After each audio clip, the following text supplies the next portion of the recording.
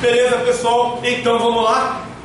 Manual do combatente anfíbio, né? Capítulo 2, características de uma área de operações. Se não me engano, página 55 aí. 155? Beleza, 155 ou 157. Pessoal, a gente vai ver que não basta apenas manobrar com os elementos ali, ou seja, com a tropa. Quando a gente fala num combate, os aspectos que envolvem esse combate são enormes, principalmente quando a gente se refere às características de uma área de operações. Afinal de contas, o terreno, não só o terreno, mas como também as condições climáticas, a gente vai ver que influencia e muito no combate. Por exemplo, certos tipos de condições climáticas até mesmo baixam e muito a nossa visibilidade, impedindo, muitas vezes, até mesmo o progresso da tropa por determinado terreno.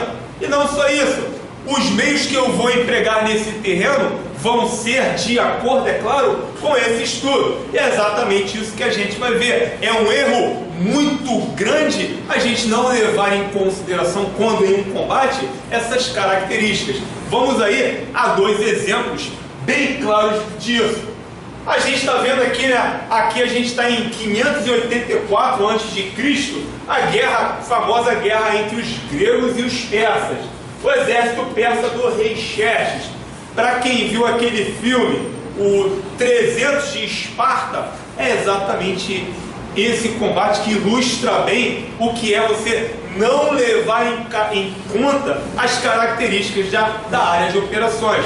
Porque nesse combate a gente sabe que o rei Xerxes, com um exército de aproximadamente 15 mil homens, foi lá e invadir o território espartano. Beleza? Rei Leônidas, muito conhecedor do terreno, designou um combatente para fazer uma estratégia militar que deu muito certo, apesar de toda a invasão posterior do exército persa. Só que uma diferença de exército muito grande. E o que a gente pode fazer em comparação quando se tem um grande exército e quando se tem um pequeno exército? Ah, beleza, então o que eu vou fazer? Eu vou minar esse exército para uma faixa de terreno onde ele não possa se desdobrar, onde ele possa ficar numa espécie de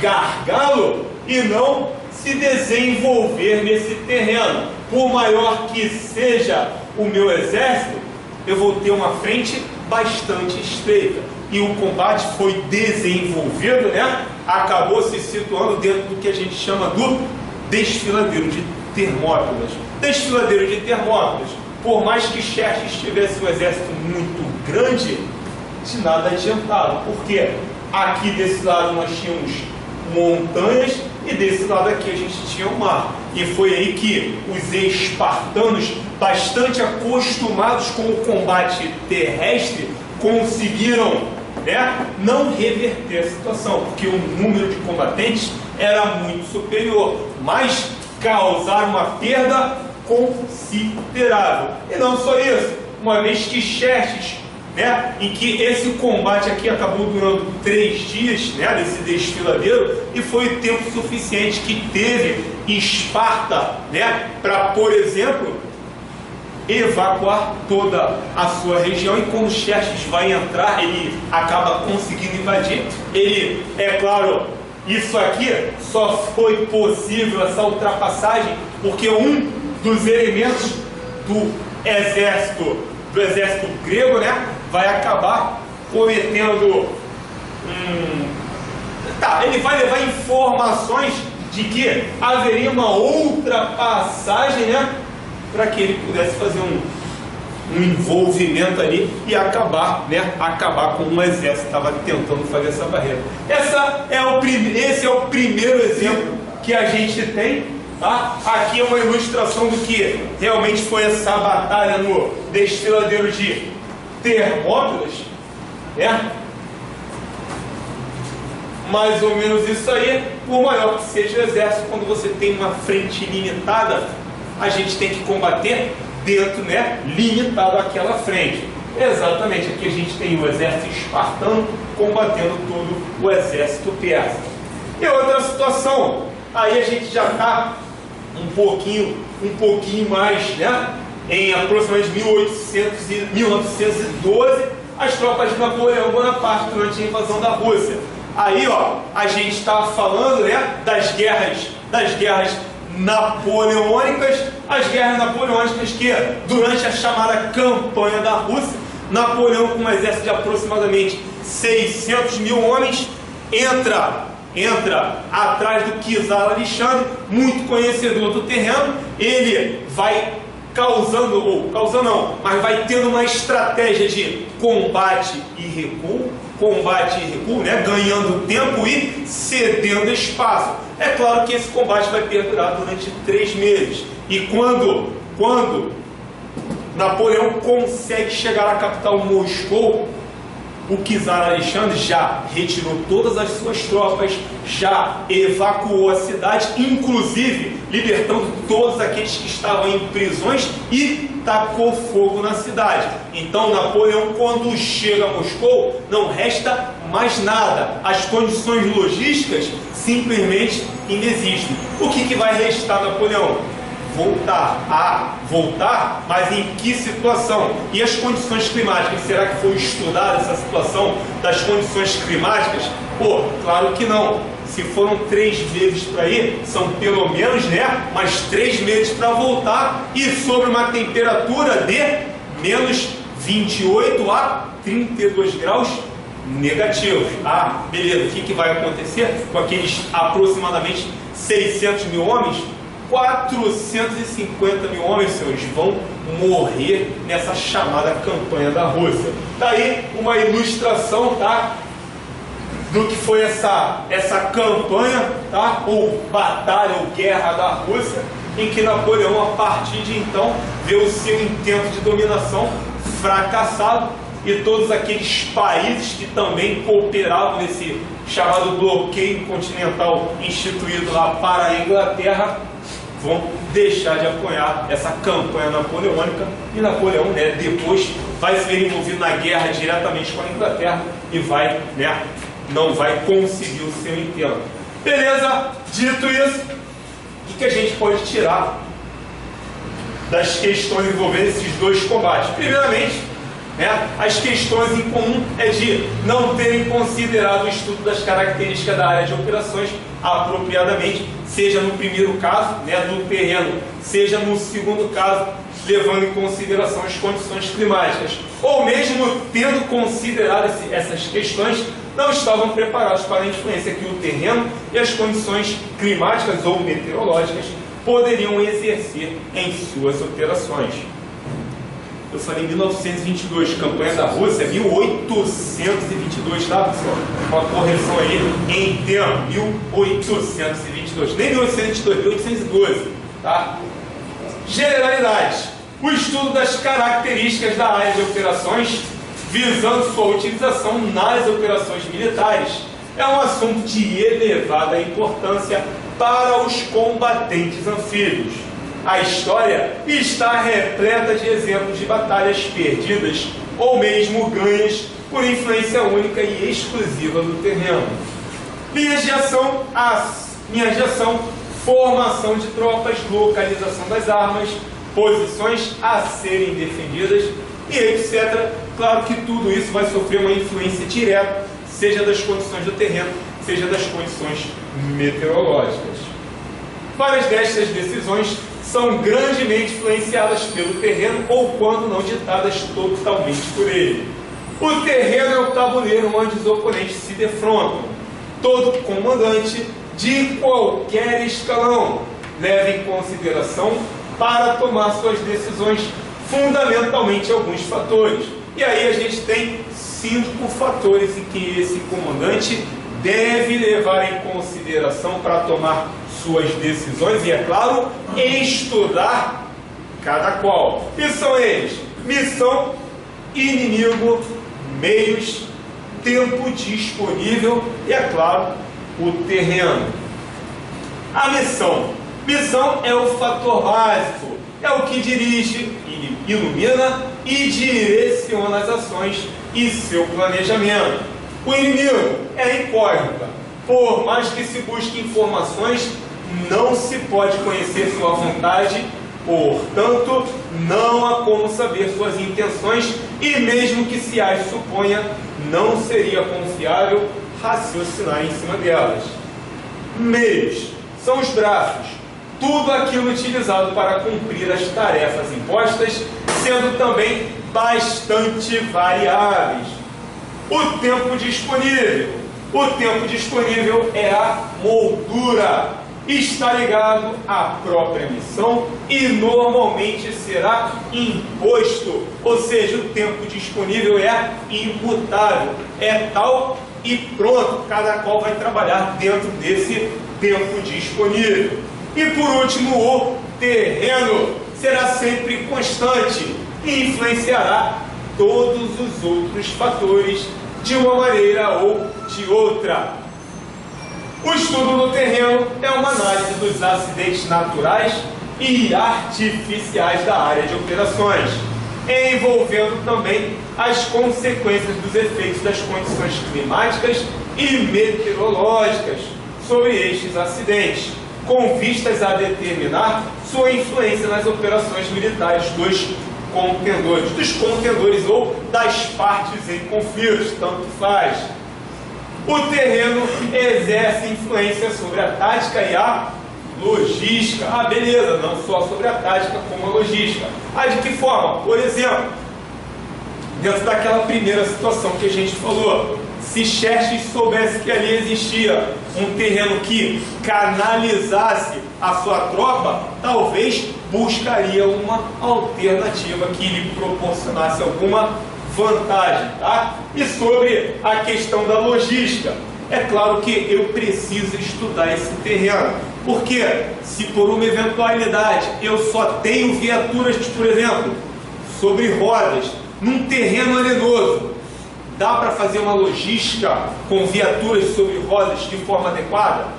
Claro que não. Então, se eu tenho um terreno arenoso, já sei que eu vou operar dentro desse terreno, eu vou buscar meios para que eu possa operar de maneira mais eficiente nesse terreno. Ah, então eu posso ter viaturas sobre lagartas, que aí sim vai me favorecer nas questões logísticas, seja de transporte de tropas, ou seja nas questões envolvendo suprimentos.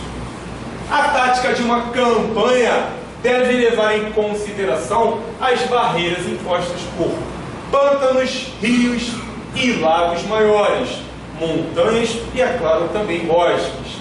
Já para as necessidades logísticas, dentro do estudo, dá-se a ênfase às redes de estradas, vias fluviais, centros urbanos e de comunicações e por aí vai.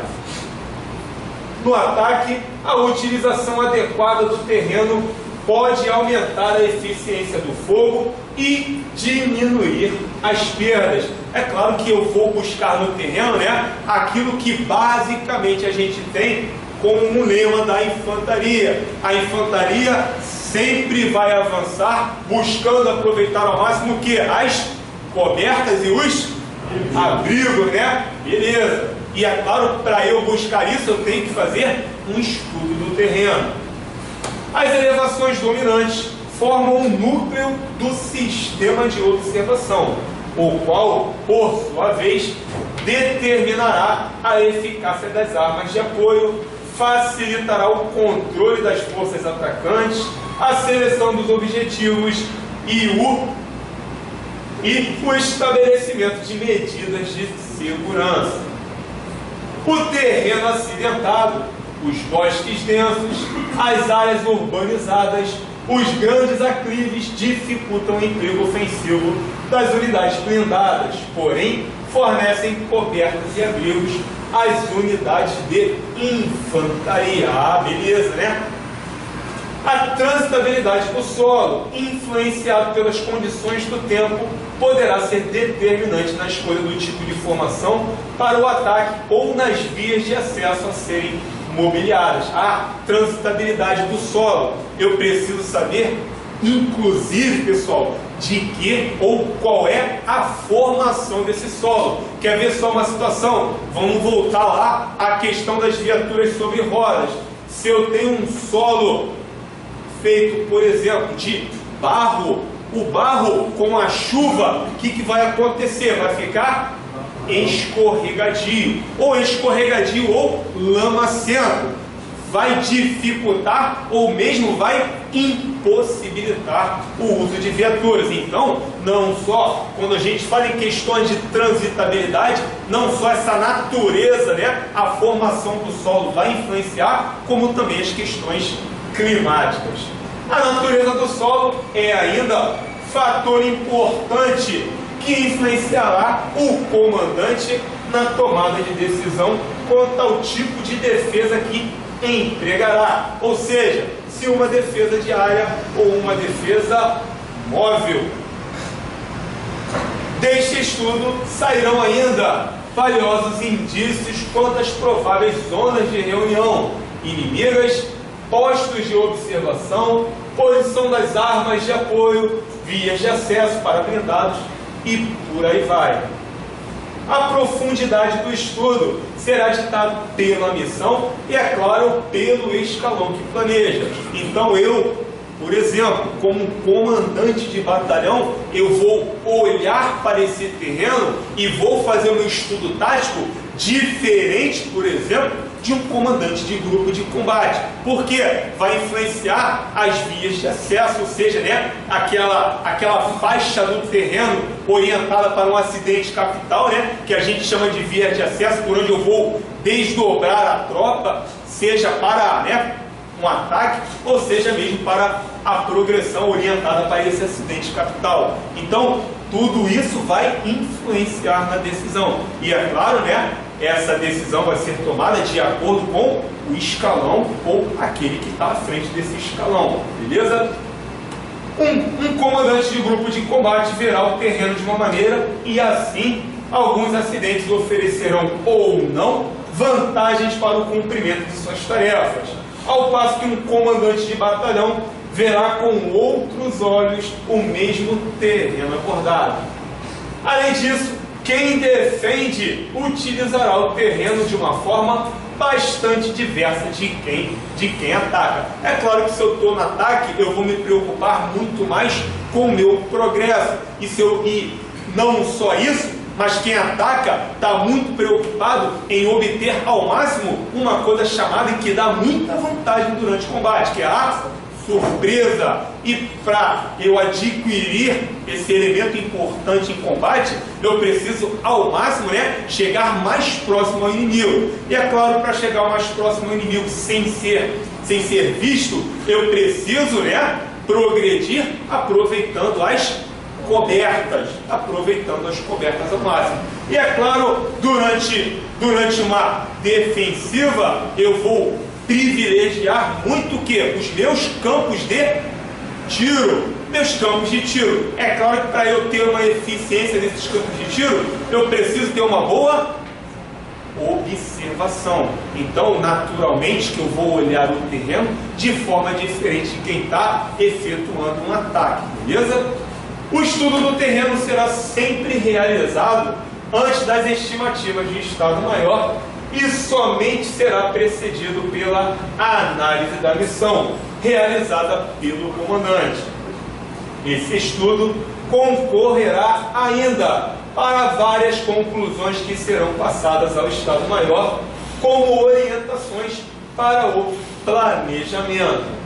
Por fim, ao avaliar o terreno e suas influências, deve-se ter em mente que o estudo não é baseado em regras, e sim em princípios, os quais, quando inteligentemente aplicados em cada situação, conduzirão a uma solução para o problema. E a diferença entre regra e princípio.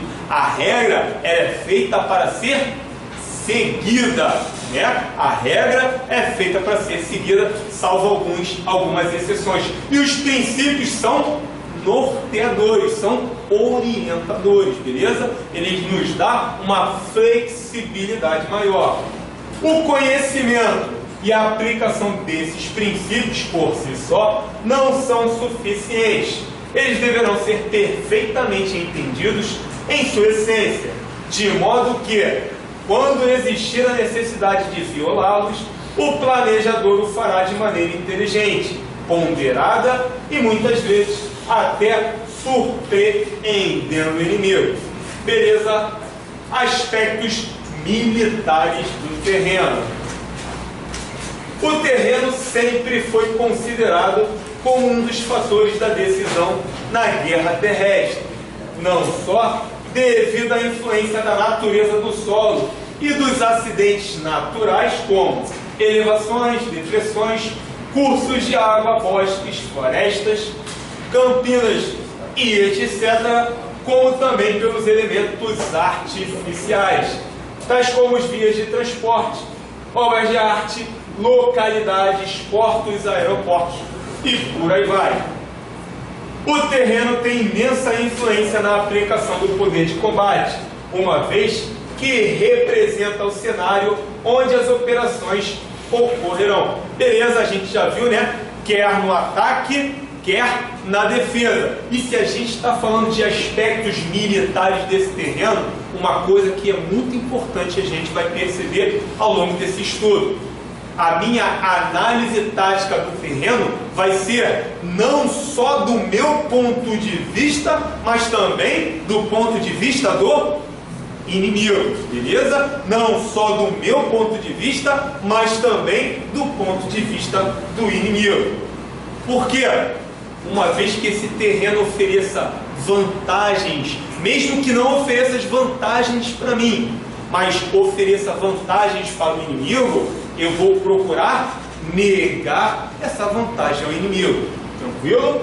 Vamos lá. Aquele que realiza uma adequada avaliação para a sua utilização poderá assegurar para si substancial vantagem em relação ao seu oponente. A natureza da missão e o escalão considerado determinarão um enfoque sobre o qual o estudo do terreno deverá ser conduzido. A gente já até falou um pouquinho sobre isso, né? Eu, como comandante de batalhão, eu vou olhar e estudar os aspectos desse terreno, diferentemente de um comandante, por exemplo, de grupo de combate. Por exemplo, os comandantes de subunidades e frações preocupam-se com matas densas, pequenos cursos d'água e pequenas elevações, enquanto que comandantes de unidades e escalões superiores preocupam-se principalmente com redes de estradas, vales, linhas de crista, compartimentos e por aí vai.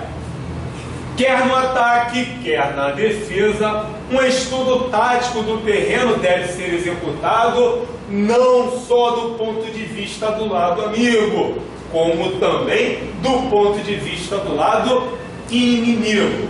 Ou seja, cada comandante deve procurar entender o terreno como seu oponente o vê, de modo a antecipar que influência exercerá sobre os planos de ambos, além de seus aspectos topográficos, relevos, linhas d'água, vegetação, natureza do solo, vias de transporte, instalações e por aí vai. O terreno deve ser analisado de acordo com o seu valor militar, segundo seus aspectos táticos. E vamos a eles, né? Aspectos táticos do terreno. Primeiro aspecto tático: observação e campos de tiro. Outro, cobertas e abrigos, vai ser o segundo. O terceiro aspecto do terreno, acidentes capitais. E por último, como aspecto tático desse terreno, a gente vai ver as vias de acesso. Isso aqui, pessoal, é o famoso que? O COAV. Observação em campos de tiro, cobertas e abrigos, obstáculos, acidentes capitais e vias de acesso. E vamos a cada qual. Observação em campos de tiro. Tanto o atacante como o defensor tentará tirar o máximo de proveito do terreno para que possam ter a mais profunda observação e, é claro, ao mesmo tempo, dificultar essa observação do inimigo. A observação diz respeito à influência do terreno na capacidade de exercer vigilância sobre determinada área ou sobre determinada tropa. Em geral, o ponto mais alto determina uma melhor observação, mas nem sempre isso ocorre, uma vez que o próprio relevo poderá estabelecer ângulos mortos e áreas desenfiadas. Áreas desenfiadas é aquela área em que a gente não consegue ter uma boa observação, ou uma boa observação, ou mesmo não consegue ver essa área.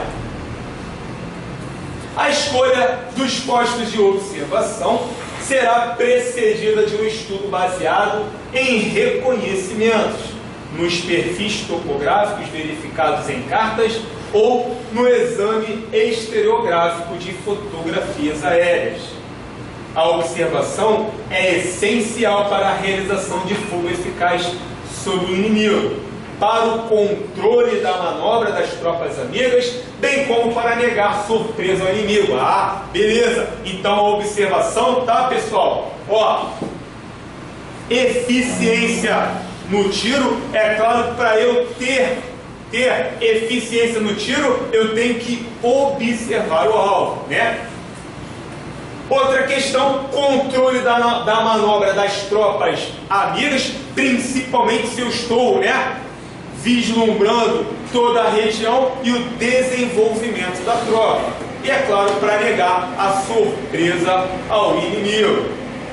Quanto mais cedo eu observo o inimigo chegando, mais tempo eu tenho para preparar a minha defensiva e responder, né, fogo à altura.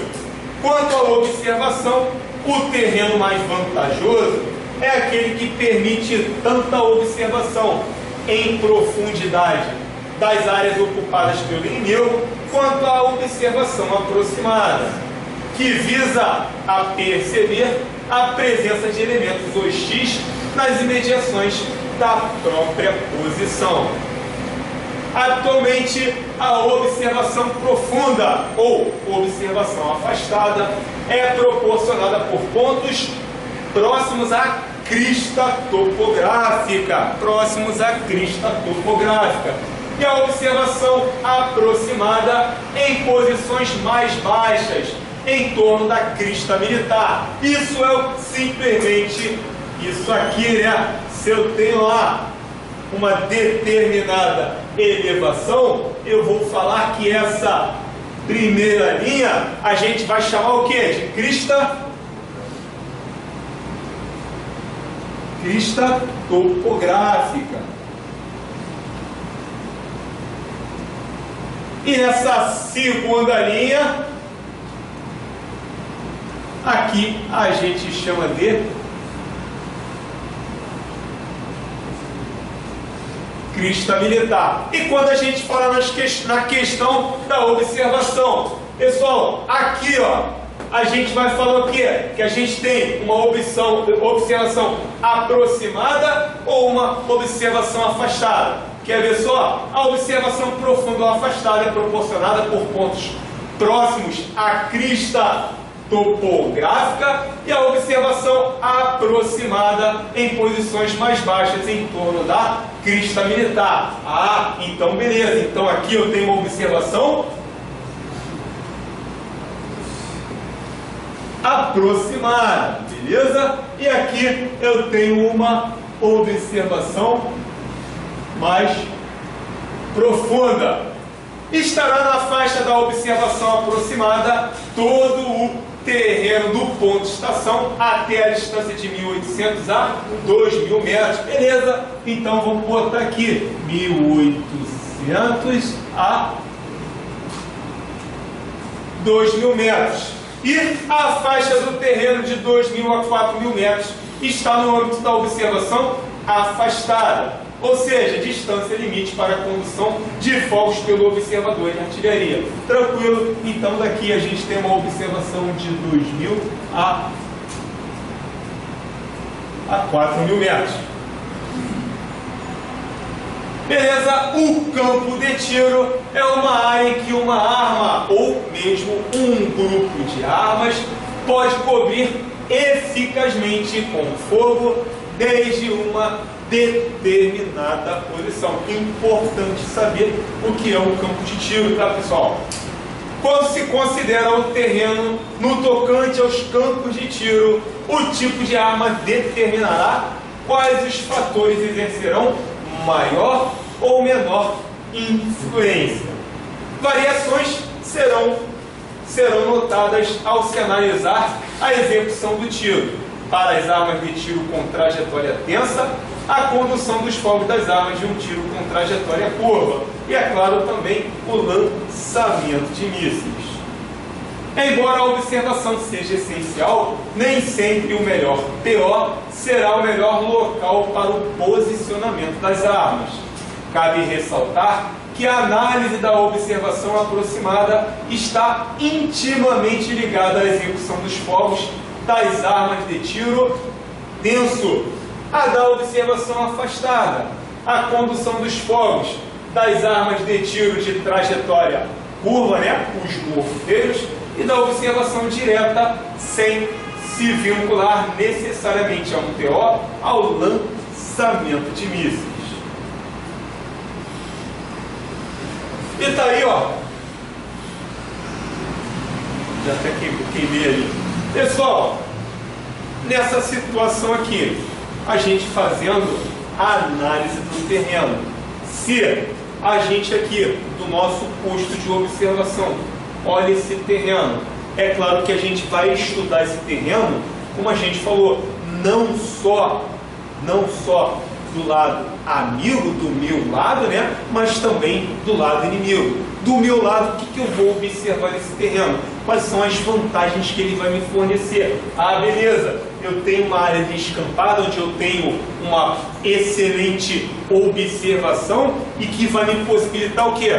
Uma eficácia maior, né?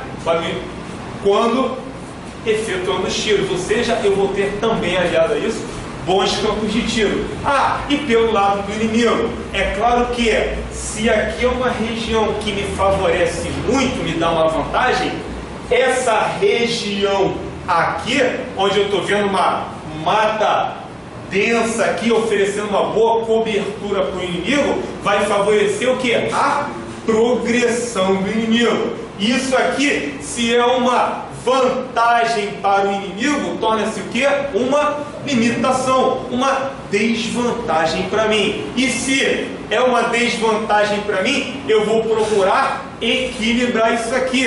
Então eu vou procurar fazer o quê? Negar essa vantagem para o inimigo. Seja, né, colocando aqui algum tipo de obstáculo que vá barrar o inimigo, ou mesmo, né, ou mesmo minar a sua capacidade de combate, né? A gente está falando de armadilhas, para que eu possa reverter essa desvantagem inicial. E aqui, ó, eu, estando na defensiva, vou observar o que? Duas vias de acesso prováveis. Uma via A e uma via Bravo. É claro que, se eu estou atacando, qual é a via que eu vou utilizar? A via Bravo. Automaticamente isso aqui vai ser um fator limitador para quem está na defensiva, tá? Essa vegetação limita a observação e, é claro, a eficiência dos tiros. Eu vou ter que implementar ações que, né, não torne uma desvantagem muito grande para isso. É claro que para isso, né, existem armadilhas e obstáculos que a gente vai ver mais à frente. Outro item dentro da questão, né, da análise tática do terreno, o famoso COAD, a cobertas e abrigos. Coberta é a proteção contra a observação e abrigo a proteção contra os efeitos dos fogos. Então, o terreno deve ser utilizado de forma a assegurar a máxima utilização das cobertas e também, é claro, dos abrigos. É claro, né, pessoal, se eu estou principalmente lá efetuando a progressão no terreno, é um lema básico da infantaria. A infantaria sempre vai buscar a sua progressão utilizando-se ao máximo das cobertas e abrigos oferecidos pelo terreno. Não só pela questão do efeito surpresa, de eu chegar mais próximo ao inimigo e aumentar esse fator surpresa, mas é claro, principalmente para quê? Diminuir o número de baixas, diminuir o número de baixas. O terreno sob controle do inimigo também será estudado para determinar como as cobertas e abrigos a ele proporcionados poderão ser anulados. No ataque, serão procurados itinerários cobertos e abrigados que conduzam às posições inimigas, de forma a reduzir ao mínimo o número de baixas e, é claro, como a gente falou, obter a surpresa. Na defesa, as cobertas e os abrigos serão utilizados não só em benefício dos abrigos individuais, como também na ocultação da fisionomia de frente, com vistas a surpreender novamente a tropa atacante. Quando se analisa o terreno do ponto de vista do abrigo que proporcionará, devem ser consideradas as características de todas as armas do inimigo. Isto inclui seus alcances, tipos de munição e quantidade de peças. A topografia é o principal fator que influi no abrigo. Beleza, topografia, principal fator que influencia aí na questão do abrigo. Os vales e as elevações, de maneira geral, serão massas cobridoras que proporcionarão abrigo contra as armas de tiro tenso. Pequenos efetivos se valerão de córregos, dobras do terreno, cortes de estradas e por aí vai. O abrigo contra os fogos das armas de tiro de trajetória curva será normalmente de difícil obtenção. Os acidentes do terreno que oferecem abrigo proporcionam também coberta contra a observação terrestre. Quanto mais irregular o terreno, mais cobertas ele irá proporcionar. Pequenos escalões se preocupam com a cobertura individual e dos veículos, armas e posições. À medida que sobe o escalão, a análise recai sobre a necessidade de cobertura dos postos de comando, instalações de apoio e serviços ao combate e grandes movimentos. Tá, beleza, né? Já que a gente está estudando esse terreno, quando se fala em faixa de progressão, é claro, analisando-se quem está no ataque pelos olhos do atacante, a gente vai ver que a melhor faixa para se progredir, a gente tem duas opções: uma faixa descampada e uma faixa protegida ali pela vegetação. Se eu estou no ataque, pessoal, evidentemente eu vou procurar a faixa que me oferece melhor coberta e abrigo. Obstáculos dentro dessa análise tática do terreno vai ficar para a próxima aula, beleza? A gente encerra aqui, aula que vem a gente volta aí e continua a partir dos obstáculos.